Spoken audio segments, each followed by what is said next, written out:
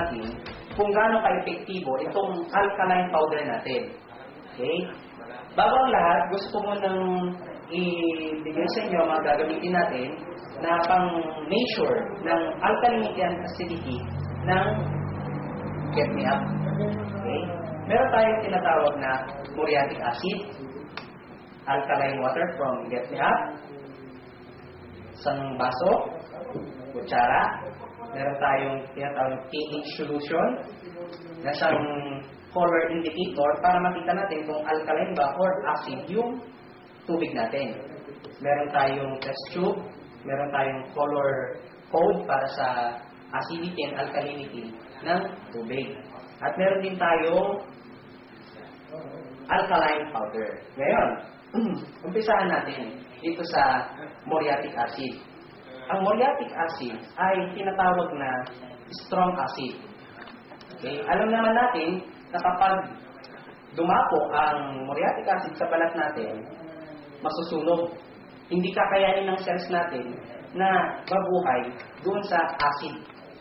Strong acid siya. Same as yung tiyan natin, nagpo-produce siya na tinatawag nating hydrochloric acid, same composition as muriatic acid. So, that's why, ngayon, tetest natin kung ano ang nagagawa ng alkaline powder sa muriatic acid.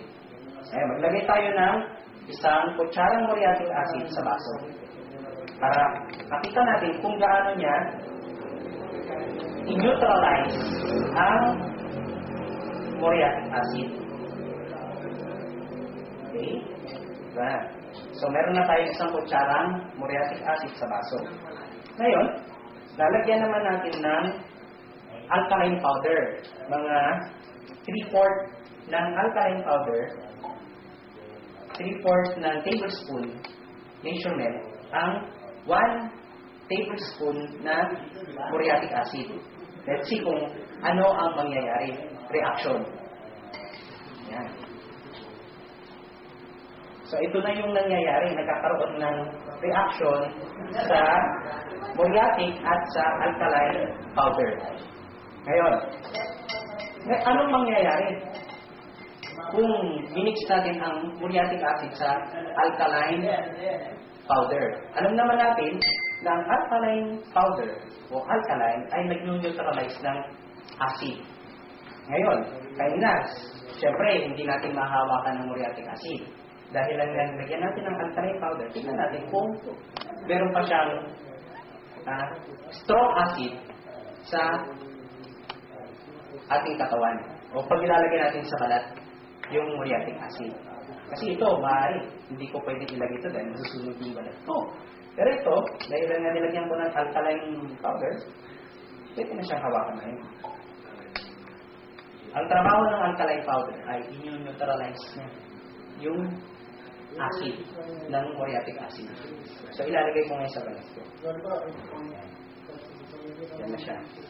So, hindi na siya strong acid. Hindi na siya harmful. Wala na siyang acidic effect. Strong acid talaga. Dahil neutralize na ng alkaline powder. Ngayon, dahil nga wala na siya, neutralize na acid, hindi na siya masakit. Wala na siyang epekto. So, ganyan ang ginagawa ng alkaline powder sa katawan ng tao. Kapag uminom ka ng 2 capsule, okay, mararamdaman mo ang epekto. Kung acidic ang tiyan mo, i-neutralize na yun. Maaaring magkakaroon mo na ng epekto, pero pagsamantala lang. Okay? Yan ang ginagawa ng alkaline powder sa muriatic acid. Simple, ninyo-neutralize na yung acidity ng muriatic acid. So, pwede mo siya hawakan. Narito mo tayo ngayon para i-test ang iba't ibang uri ng tubig. Meron tayong galing sa water district o yung tinatawag ng tap water. Meron tayong distilled water. Meron tayong purified water. And, of course, we have alkaline water from Get Me Up. Ngayon, iti-test natin sila. Ang ating pang-measure ay yung tinatawag nating pH meter indicator. Ito yun yung color indicator. Kapag ang tubig ay naging color yellow, ibig sabihin nun, acidic ang tubig. Okay? Kapag ang tubig ay naging violet, ibig sabihin, mataas ang alkalinity ng tubig. Okay? Now, we're going to test the different kinds of water. First, i-test natin ang raw water. Let's put 5 ml tap water sa test tube.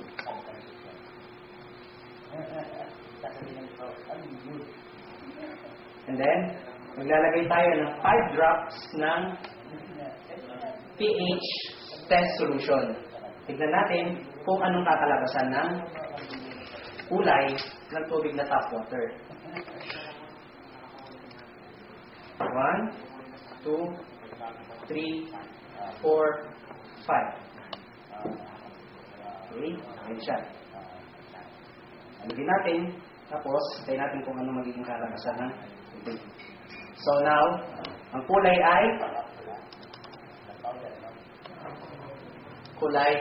yellow. So, ibig sabihin, acidic ang tubig. Yan ang raw water, came from water district. Next is, we're going to test the purified water.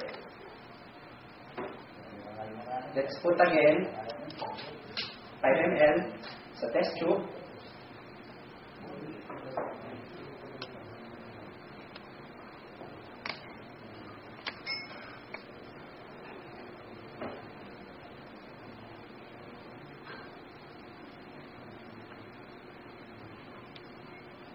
Okay, and 5 drops of test solution.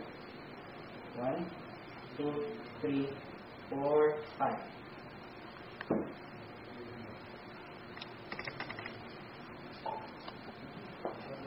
Now, again, its color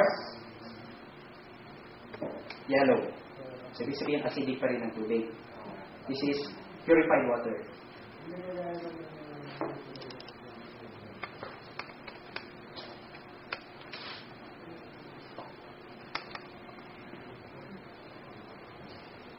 Now, tetest naman natin yung distilled water. 5 ml ulit sa test tube.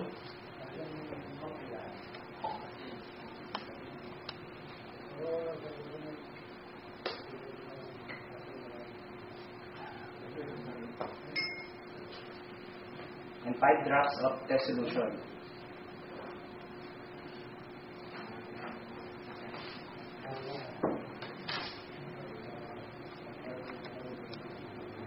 Yan. So, color yellow pa rin siya. Yan ang distilled water. Okay, now let's test about the alkaline water.